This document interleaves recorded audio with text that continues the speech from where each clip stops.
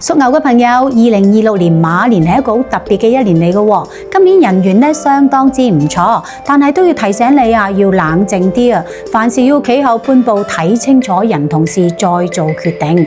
年中咧就有2粒好吉利嘅星星喎喺度閃爍閃爍，咁代表住有人同你撐腰，而撐腰嘅呢個人係非常有能力同埋有底氣㗎，身邊會多咗好多有見知有見地嘅人咧，俾好多有利嘅意見俾你，所以遇事情多啲請教身邊嘅長者同埋有經驗嘅人。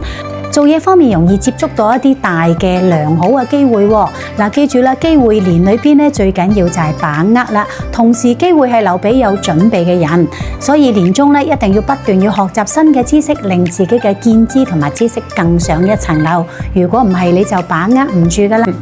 嗱，揾錢方面咧就記住啦，最緊要穩陣。雖然好多人會對你產生好感同埋信任你啦，但係做嘢靠譜咧都係屬牛朋友嘅一個專利嚟嘅喎。因為你嘅誠實同埋踏實，令到人哋同你做嘢好放心，所以你揾錢咪容易啦。嗱，健康方面都要注意喎，可能瞓覺咧有時瞓得唔穩，仲會好多時候咧會開小差，令到自己會發夢，都會嚇醒嘅喎。咁有啲小問題啦、小過節咧，你都會往心裏邊去放唔開。